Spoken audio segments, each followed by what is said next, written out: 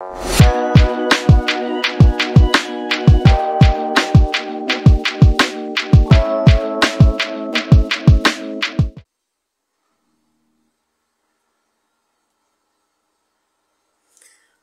meninas! Bom dia, bom dia! Bom dia, Shirley, bom dia, Adriana. Bom dia, Lucinéia, saudade de você. Bom dia, meninas. Obrigada, Shirley, Deus abençoe você também, Deus abençoe vocês. Tudo bem, Lucinéia? Meninas, que bom que vocês tiraram um tempinho pra gente se encontrar agora. Graça e paz, shalom, paz do Senhor Jesus. Gente, vocês estão me ouvindo direitinho? Tá tudo bem aí com o som? Saudade, Lucinéia. Estão me ouvindo, meninas, direitinho aí? O som tá legal? Tá tudo bem?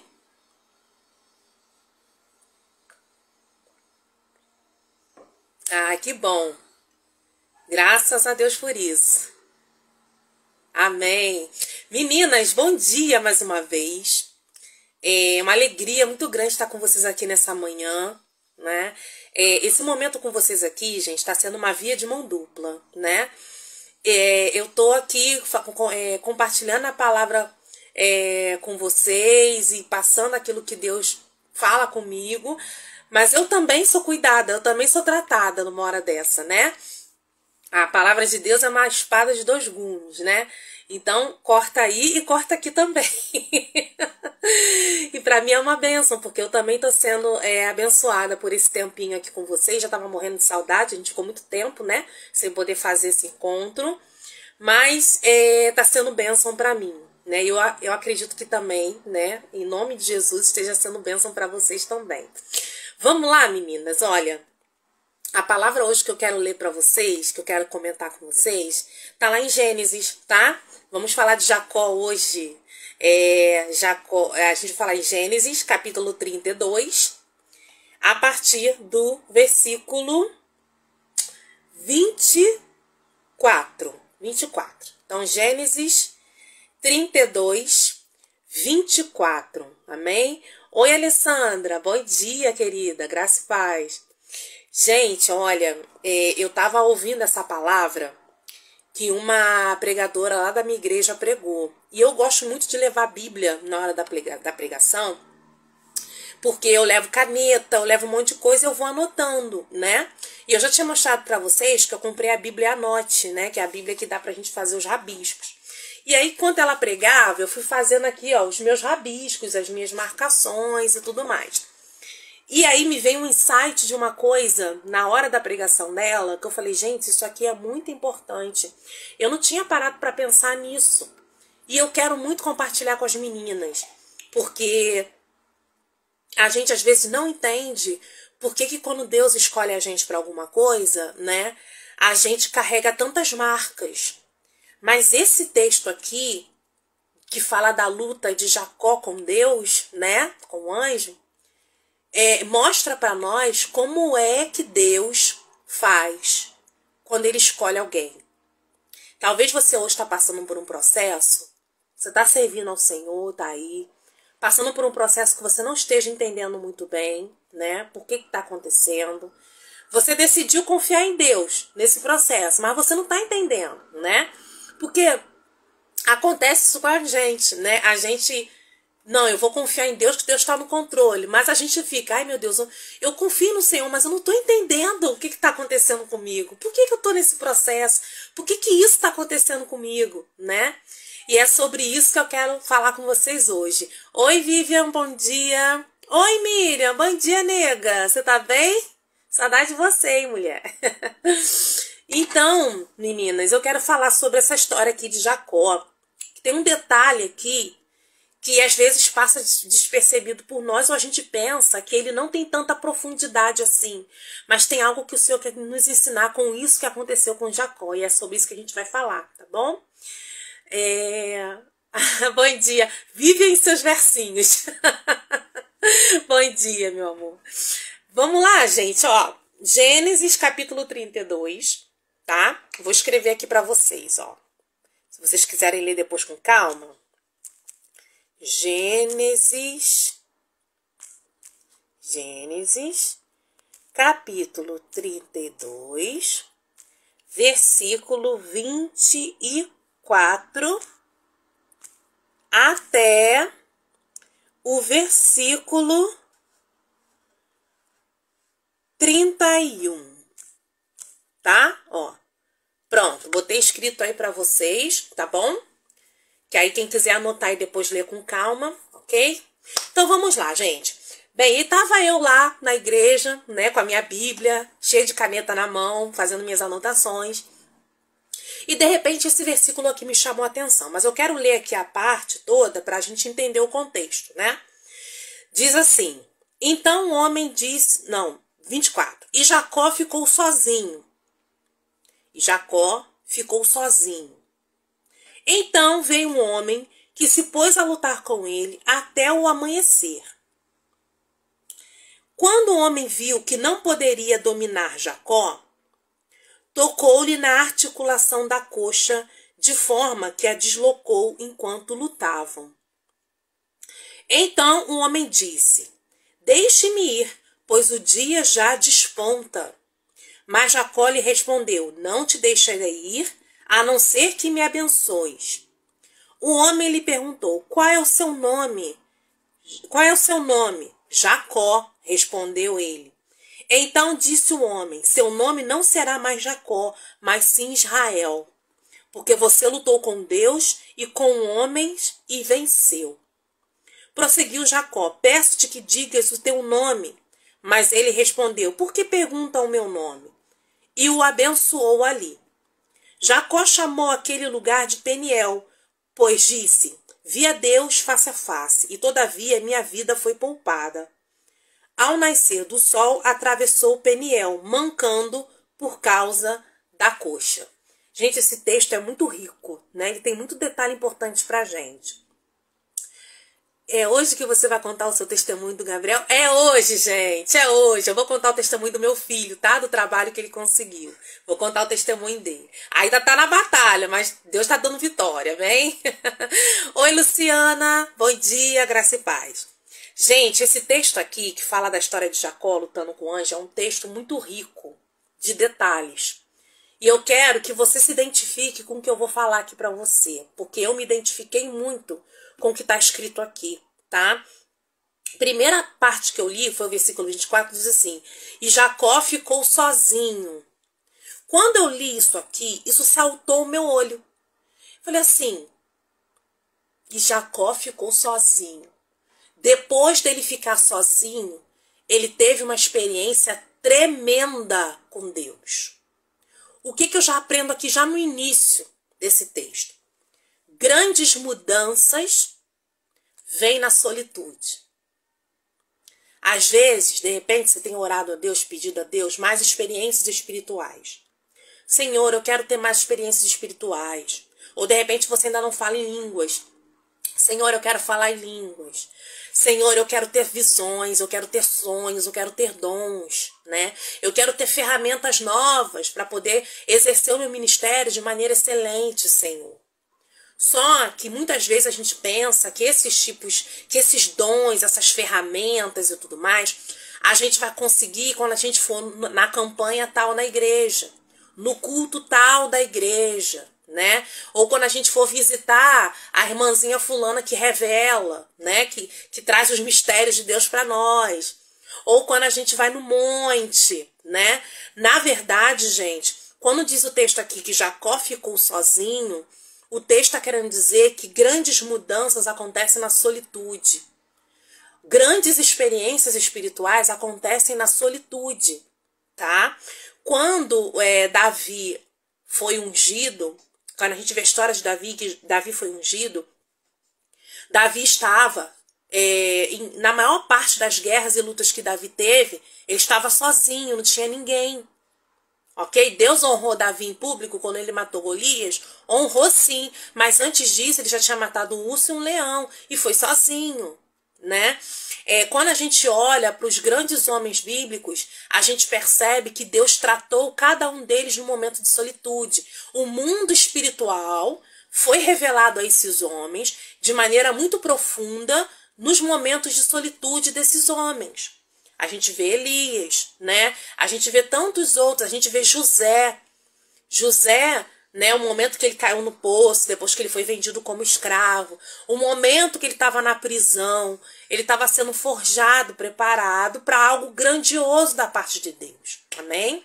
Oi, Janine, bom dia. Oi, amor. Gente, meu marido tá aqui. Não sei se ele vai ficar, mas ele tá aqui. Bom dia, Zuleide. Então, o que acontece? Grandes mudanças vêm na solitude. A primeira coisa que a gente aprende. Grandes experiências, aprofundamento espiritual. O mundo espiritual, gente, não é algo que Deus está querendo esconder de nós, não. As pessoas pensam assim, eu quero que Deus fale comigo, mas Deus não fala. Eu quero que Deus mostre o mundo espiritual para mim, mas Deus não mostra. Sabe por quê? Porque a Bíblia diz o quê? Que a gente pede e não recebe porque a gente pede mal. Né? Porque a gente não quer viver um momento de solitude ali com Deus. Então, o momento de solitude é um momento onde o mundo espiritual é revelado para a gente de uma maneira muito forte. Ok? Que foi o que aconteceu com Jacó aqui. Então, as mudanças que vêm na nossa solitude, né? Quando a gente está a sós com Deus, a mudança que vem nessa solitude são mudanças internas e mudanças externas. Porque Deus não faz meio trabalho, Deus faz o trabalho completo. Amém? Então, quais são as mudanças internas? O nosso caráter, que precisa ser moldado todos os dias, né? Que a gente precisa ter o caráter que Cristo tem. E as externas? As externas é a nossa atitude, as nossas atitudes com os outros, conosco, com a igreja, com todas as pessoas que nos rodeiam e tudo que a gente faz. Então a solitude é preciosa e isso está sendo roubado de nós, gente. A gente tem que ter cuidado.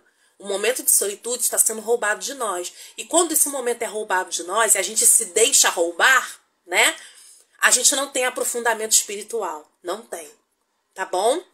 Outra coisa importante que eu vi aqui, né? Que eu gostei muito desse texto. Sobre a marca na coxa, né? Jacó, ele foi tocado na coxa. Ok? Tem todo um simbolismo isso, gente. Eu não vou aprofundar nisso aqui agora, tá? O que eu quero trazer com essa questão da marca na coxa de Jacó é o seguinte. Ele tinha uma prova física de que o mundo espiritual tinha se movido com ele naquele dia, né? Ele, depois daquele tempo, ele ia contar essa história para as gerações futuras. Para os filhos, para os netos, para os bisnetos, né? E ele tinha uma prova física de que aquilo tinha realmente acontecido. Ok? Ele tinha uma marca física, que era a marca, né, da coxa que o anjo tinha feito com ele. Maravilha. De que forma a gente pode pensar nisso para a nossa vida? Toda pessoa que decide por Jesus, né? Jesus diz que não foi a gente que escolheu ele, foi ele que nos escolheu. Ok? Então, todas as pessoas escolhidas por Deus, elas vão ser marcadas. A marca, ela tem um simbolismo muito grande na Bíblia. Se você olhar durante a Bíblia toda, você vê várias situações onde pessoas, coisas são marcadas. E Deus também usa da marca para identificar o que é dele. Ok? Quando a gente fala de marca, a gente vê os dois lados da marca. A gente vê o lado espiritual do Senhor e a gente também vê o lado espiritual do inimigo. Por exemplo, vou dar um exemplo bem claro. Lá em Apocalipse não diz que o anticristo vai marcar as pessoas vão receber a marca da besta, não é verdade? E lá no Apocalipse também não diz que aqueles que estarão na grande tribulação receberão um selo, uma marca de Deus. Então a marca, né, ela tem um simbolismo muito grande na palavra. Quando você é escolhido pelo Senhor, o Senhor te marca de alguma forma.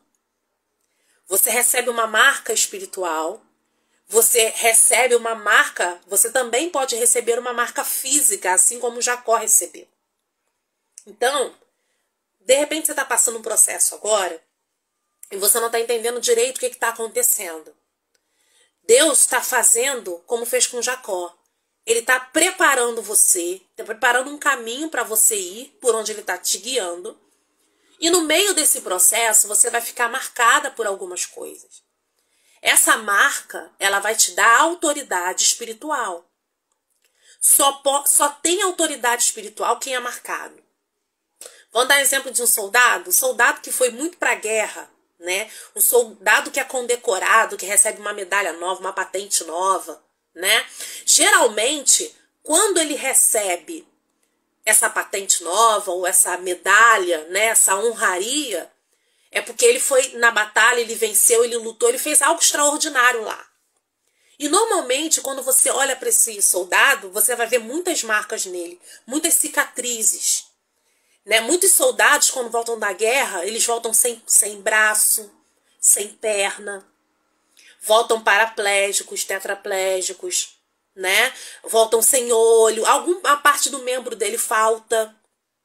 Ou quando vem com todos os membros, vem todo cortado, todo lanhado, né? Cheio de cicatrizes pelo corpo. A cicatriz, a marca da cicatriz de um soldado é a prova de que ele é um guerreiro valente. Da mesma forma, o Senhor está me lembrando algo aqui, a gente vai entrar no céu assim também, cheio de marcas, né? Quando o Senhor fala assim, é melhor entrar no céu com um olho só do que você ser jogado no inferno com os dois. O que eu entendo dessa palavra? É melhor você chegar no céu com um olho só, ou seja, com uma marca de luta e de que você venceu, do que você ir perfeitinho, sem marca nenhuma, mas para o inferno. Então, eu vejo um céu, hoje, uma eternidade de pessoas marcadas. Quem vai entrar no céu? Quem vai ser arrebatado? Né? Quem vai estar na glória? Os marcados. Aqueles que sofreram por amor de Cristo. Por que só vai entrar no céu quem está marcado? Porque o nosso mestre entrou no céu marcado. Jesus ressuscitou, mas ele fez questão de deixar as marcas da sua aflição. Eu creio que nós vamos ver a mão, né, ou o dorso de Jesus marcado pelo cravo. Jesus voltou para o céu como um guerreiro que lutou, combateu o bom combate, acabou a carreira e guardou a fé, como diz Paulo. Que chegou no reino do Senhor com a marca que prova que ele cumpriu as Escrituras. Então, para nós, minhas amadas, não vai ser diferente. A gente vai chegar no céu marcada. A gente vai chegar no céu marcada pelos nãos que a gente disse. Marcada pelas próprias dores, muitas vezes, que Satanás inflige sobre nós. É muito interessante quando a gente vê Jó passar por tudo aquilo que Jó passou. E no final ele ser aprovado. Jó é uma prova de que nós não passaremos por essa terra sem sermos marcadas. O cristão marcado, ele é a prova viva de que ele é um escolhido. Paulo foi marcado. Todos os apóstolos foram marcados. Muitos foram açoitados. A gente hoje aqui no Brasil pode não ser açoitado, né? Ninguém bate na gente, ninguém coloca a gente na prisão, graças a Deus por isso. Mas tem muitos irmãos aí no mundo que estão sendo presos, açoitados, enforcados, degolados. São mártires que vão entrar no céu com marcas de vitória. E nós? Ah, Dayana, porque a gente não foi preso, não foi açoitado, a gente não vale nada? Não, a gente vale muito. Porque eu costumo dizer que aqui no Brasil, quem quer ser crente de verdade é difícil, gente. Tem gente que fala assim, ser crente no Brasil é muito fácil, a gente não é perseguido. Gente, a gente é perseguido sim. Se você quiser viver uma vida cristã de verdade, se você quiser viver essa verdade aqui, não é fácil. Não é fácil, você vai perder amigos, Você tem risco de perder emprego. Você tem risco, gente, de perder pessoas que você ama. Então, não é fácil. Sabe, não é fácil ver você passar por dificuldades na sua vida e as pessoas rirem de você e falar assim, ué, mas você não é crente? Pede pro seu Deus aí. Não é fácil você viver uma vida humilde, com dificuldades, lutando para ter suas coisas e ver um ímpio do seu lado prosperando. Com casarão, com carrão, viajando todo final de semana, né? Não é fácil você renegar sua vontade. No domingo você tá lá na igreja servindo a Deus, né? Tá dando aula de escola bíblica, tá orientando, tá discipulando, tá cuidando. E o pessoal, os ímpios estão na praia, estão viajando, tirando foto para postar no Instagram. Domingo de sol, na lancha, na casa do amigo no churrasco. Não é fácil você, de repente, ter que abrir mão do seu descanso para ir na casa de alguém fazer uma oração, para ir socorrer um irmão que pediu ajuda. Você pedir lá, uma pessoa manda mensagem para você no Zap, pede oração, para você orar. Às vezes é 10 horas, 11 horas, meia-noite, às vezes é 5 horas da manhã, 4 horas da manhã, né? É isso aí, Zuleide. A gente é perseguido de uma maneira diferente, de uma maneira muito sutil. Quem é crente de verdade tá sentindo, gente. Quem é cristão de verdade, quem cumpre essa palavra aqui, tá sentindo que a coisa tá apertando, gente. Né?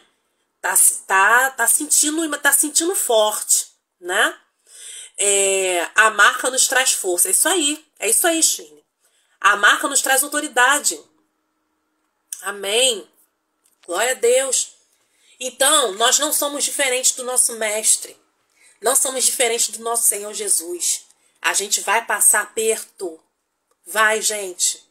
Vai ter doença que Jesus não vai curar a nossa. Vai ter parente que a gente vai orar e Jesus não vai libertar. Vai ter coisas que a gente vai pedir a Deus e Deus não vai dar, porque Ele conhece o nosso futuro, Ele sabe. Não é que Ele não vai dar porque Ele é mau. Ele não vai dar porque Ele sabe da nossa estrutura. Ele sabe que a gente é pó. Então, tá acabando, queridas. Tá acabando. A gente vai chegar no céu. Eu vejo assim, um céu com várias noivas, né? Chegando, todas lindas e adornadas, mas também com cicatrizes. Acho que duas figuras representam muito a igreja que vai subir. Uma é a noiva linda e adornada, santa e pura, e a outra são soldados, valentes soldados, chegando diante do Senhor com marcas de guerra, né? Então não adianta. Feridas cicatrizadas, autoridade delegada. Isso aí, Janine, adorei a frase, hein? Adorei.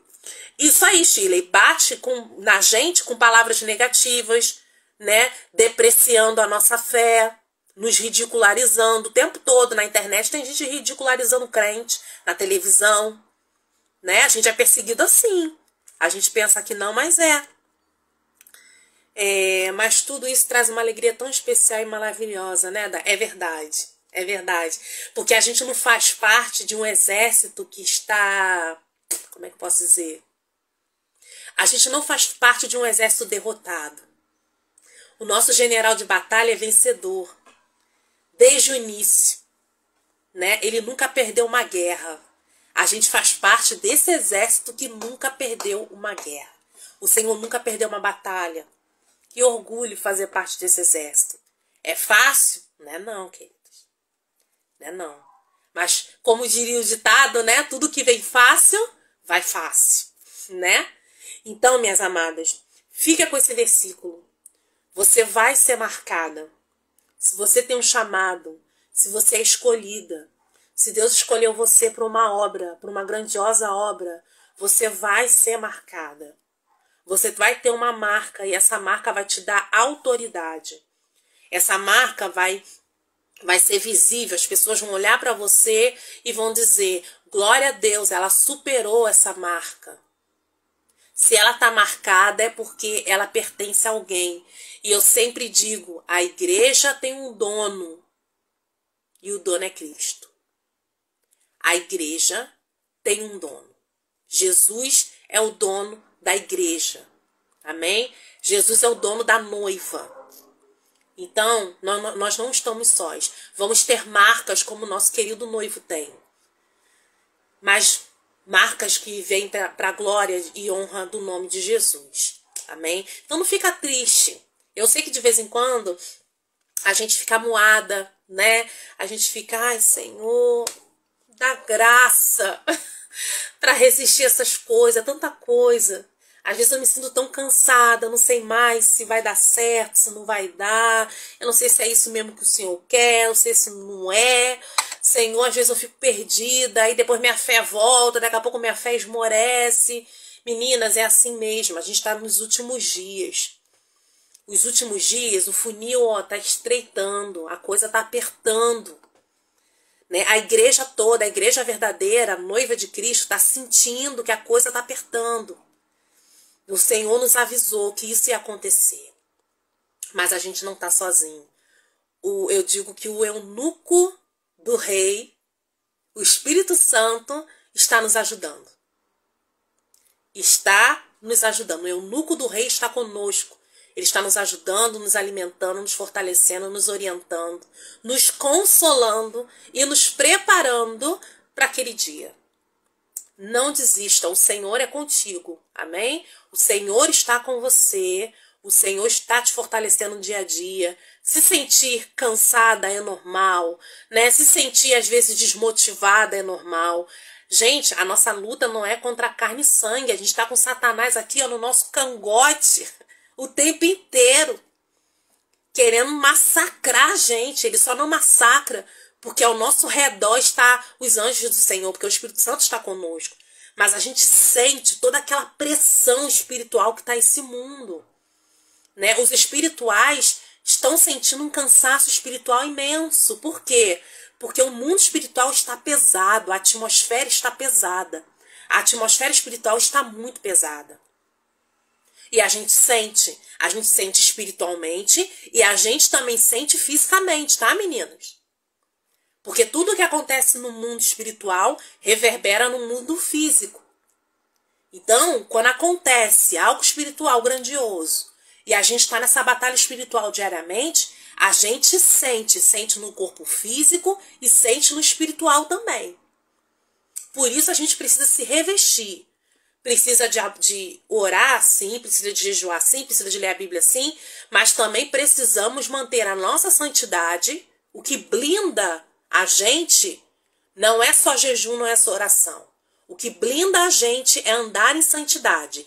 Andar em santidade é o que blinda a gente e ajuda a gente a se manter de pé, ok? Então, mantenha a sua santidade para você se manter de pé, ok? E se alimente. E ninguém caminha sozinho. Encontra uma parceira de oração, ora vocês juntas. Uma ora pela outra, uma faz cobertura pela outra. Uma entra em retaguarda pela outra. Ok? Tem, isso aí, Zuleide, tem um peso no ar, né? Você também sente, Shirley? Vocês têm sentido, meninas, que o peso tem aumentado? O peso tem aumentado. Ó, que nós possamos ouvir a trombeta soar em nome de Jesus, Cineia. Em nome de Jesus. Amém, amém, menino. Então, assim, eu acredito que vocês tenham sentido que o ar tá denso, tá pesado, né? Tá tudo mais difícil, arrastado. É uma luta para fazer um culto, para fazer um evento. É uma guerra, gente, mas é uma guerra. Que antes não era assim tão forte como está agora, né? Quanto mais se aproxima a volta do Senhor Jesus, mais pesado está ficando. E a gente precisa manter a nossa santidade. É a nossa santidade que blinda a gente, ok? Não adianta jejuar, não adianta orar, não adianta ir pro culto, não adianta dobrar o joelho de madrugada se não tem santidade. Não adianta nada disso. Se a gente não tem santidade, a gente está com um rombo desse tamanho no nosso muro de proteção. Então a gente tem que fechar esses rombos aí, essas brechas. Amém? Amém, Shirley. Amém, amém. Nós podemos contar umas com as outras para orarmos umas pelas outras. Amém? E por isso nós vamos orar agora. Vamos orar, meninas? Vamos? Vamos entregar essa semana aí na mão do Senhor. Isso aí, Luciana. Isso aí, guardar nossa reputação no Senhor. Exatamente. É isso aí. É isso que blinda a gente. Satanás não tem medo de crente. Satanás tem medo de crente santificado e consagrado. Crente que não tem rombo no muro de proteção. Esse aí amedronta ele. Tá? É isso aí. Nós somos um, né, gente? Nós somos o corpo de Cristo e a gente precisa se ajudar. Amém? Porque o mundo... A gente não pode esperar mais nada desse mundo, não, gente. A gente tem que estar juntas umas com as outras, como um corpo, né? Se ajudando. É assim que a gente tem que fazer. Amém? Vamos orar.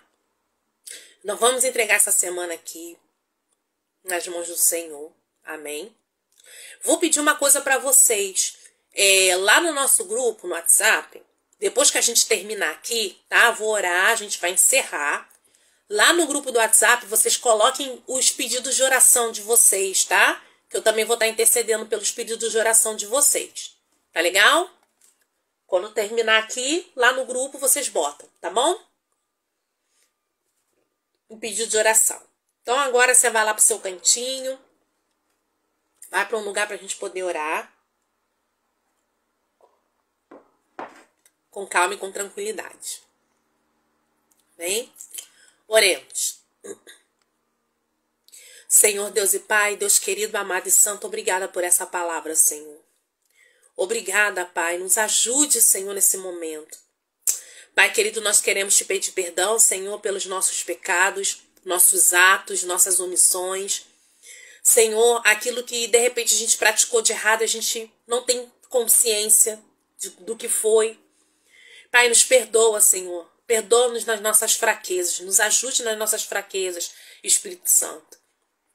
Pai, em nome de Jesus eu quero te agradecer por mais essa segunda-feira, por mais um dia que se inicia. E quero te pedir também, Senhor, que pela tua misericórdia, o Senhor abençoe essa semana. Pai, todos os dias dessa semana, toma nas suas mãos, Senhor. Nós não sabemos do futuro, não sabemos o que irá acontecer, porque somente o Senhor é conhecedor do futuro. E nós queremos entregá-lo nas suas mãos, Senhor. Que a cada dia dessa semana o Senhor possa nos preparar, que o Senhor possa nos fortalecer, nos ajudar, Senhor, a enfrentar esse mundo tão tenebroso. Senhor, esse peso espiritual que vem sobre nós, Senhor, que muitas vezes dificulta a nossa caminhada.